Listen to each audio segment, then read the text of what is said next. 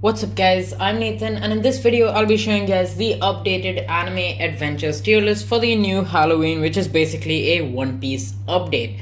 So S tier is going to be for the characters meta and close to meta. As you guys have voted in the polls, I know it's kind of early, there's barely any votes, but S tier is going to be for characters with over 6000 DPS as well as the good and worthwhile supports. A tier is going to be for characters that don't meet that cutoff.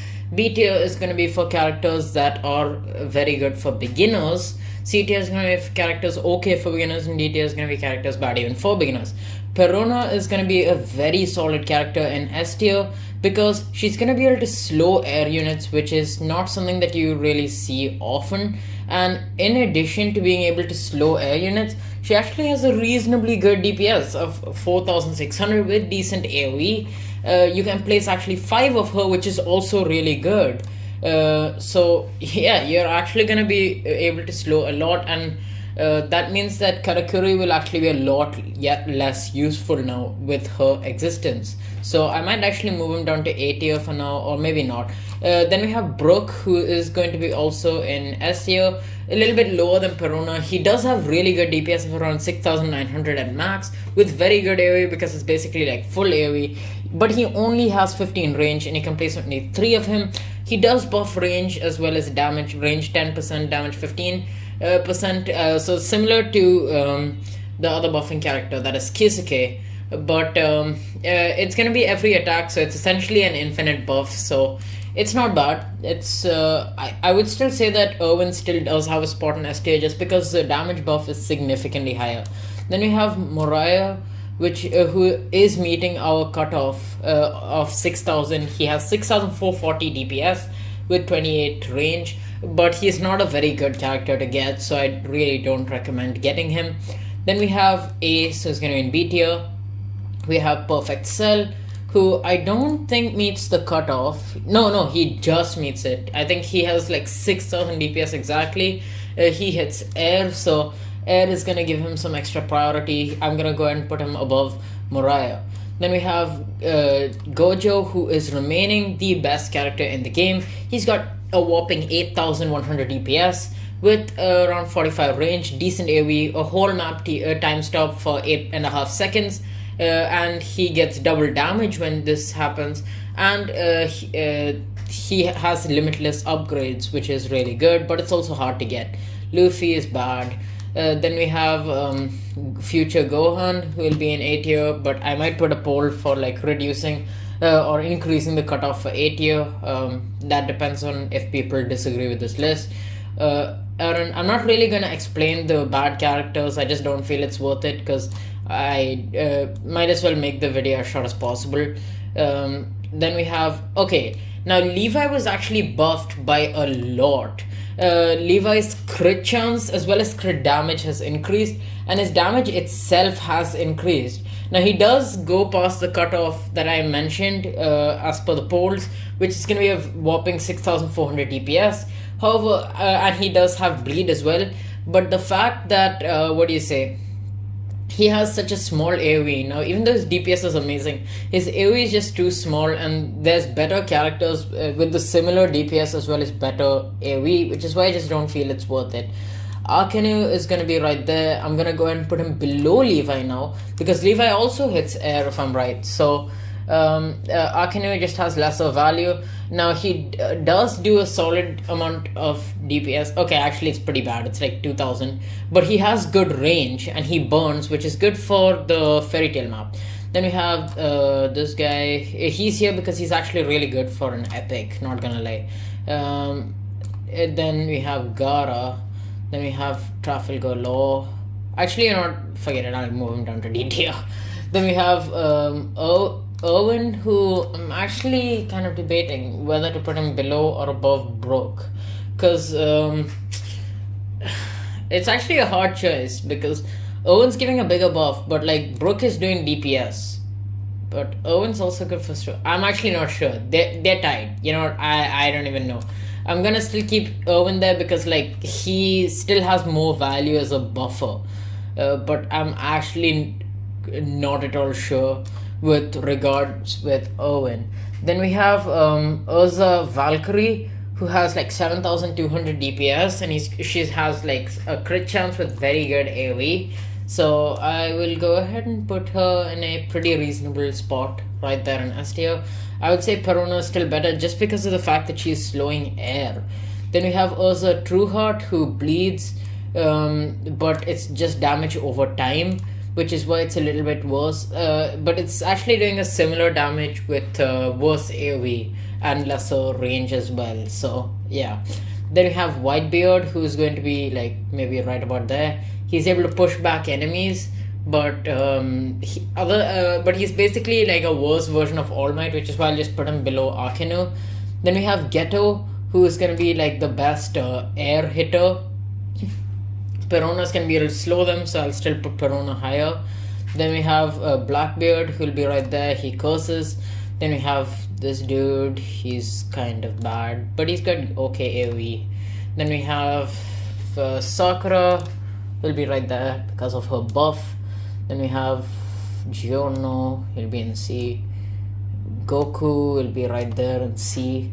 Then we have this guy, that's Josuke. He's gonna be like low down here. He does stun, but it's still pretty bad.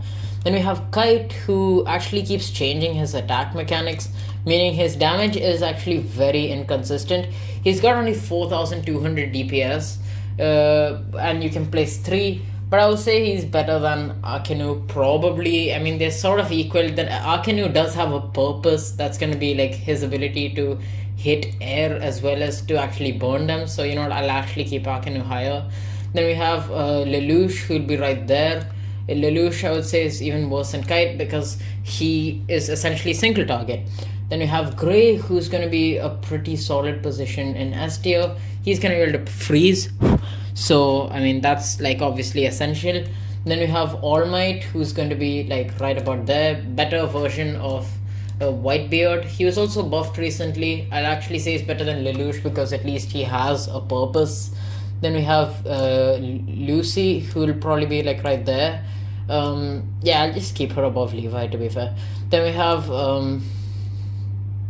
Urza Lightning. Urza Lightning I'll probably keep here because she is able to hit air. Now Trueheart isn't bad, it's just that you have other bleeders like Sukuna, who on top of that give you a buff, which is why I just don't feel like Trueheart is useful, even though it does have a higher DPS. Then we have Frieza, who will just be somewhere there. Nightmare Luffy is gonna be right about there. It's like his damage is good, you can place 5 of him, but his AoE just becomes worse, and it's just really, really bad. It's like Grimjaw, basically, but I think he has way lesser range as well. But I mean, he does have more DPS than Grimjaw, so there's that. Then we have Broly. Broly should be like somewhere there in A tier. Broly does not really have particularly high DPS. It's like only 1400, but he does have full AoE, which also hits air, so you know it's better than Whitebeard. Then we have Megumi, support unit. He's gonna be like, I would say, right about there. Then we have Killua. I'm just putting him right now. Madara actually got a big buff and he burns still, and he's got like 5250 DPS, but it does not meet our cutoff. Obviously he's not going to be an S tier, that wouldn't make sense, but he actually does a lot of DPS now compared to Arkenu, and he's got a really good AoE in my opinion. Then we have Bulma, who will be right there. Kakyo, and I'm just putting the epics randomly. Then we have Yuta, who's going to be like right up at the top. He's got one of the highest DPSs in the game. It's like 8500. I think it is the highest with 55 range, but his AoE is just really bad, and you can only place down 3 of him just like Gojo. And his SP is also terrible, but you know what, it's still a very, very good DPS character. Then we have Shanks, who is an A tier. I'm gonna go and put him there just because he does have a time stop ability. Although, yeah, you know what, I'll just put him here. Like, yeah, that should be fair. Because, yeah, time stop ability. That's the only reason. His DPS is really outdated now. Gildarts is gonna be like a shield breaker type of character. I'll go and put him right there. It's decent, not insane. Gildarts and Trunks are like sort of on par with each other, honestly. Then we have Luffy. Yeah. Then we have Jeliel, who will be like right next to Urza Lightning, maybe a bit below, honestly. Yeah, right there. Then we have Natsu, who is going to be again a pretty solid S tier because of his ability to burn the enemies, which is obviously useful. I can't really order S tier because many units are just in S tier for different reasons. Then we have Kizaru, who's going to be right there. He hits air. We have Diavolo, who was buffed but is still he's still bad. Then we have Rengoku's unevolved version, which is terrible. We have Dio, who is okay. Then we have Armin, who I think his DPS got buffed. Like he does 1550 DPS.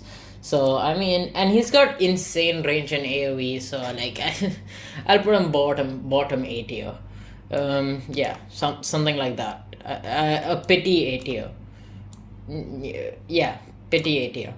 No, you not forget it. I'm not putting you in A tier. Then we have Kakashi, who is going to be like pretty low. Actually, he's bad. Then we have Karakuri, who's actually going to be a lot lower now, just because of the fact that PERONA now exists. So Karakuri will be a lot lower now compared to before. Then we have Sukuna, who is one of the best characters. Gonna go and put him in a very solid position because I mean, yeah, he's good. Then we have Pain, who will be like right there, like I would say in B tier. Then we have Jotaro, who time stops, but it's like I'll go and put him in like C tier along with Todoroki. It's like you're losing out. You know, I'll actually put him in B tier because time stop. Then we have Itachi, who will be right there because he burns.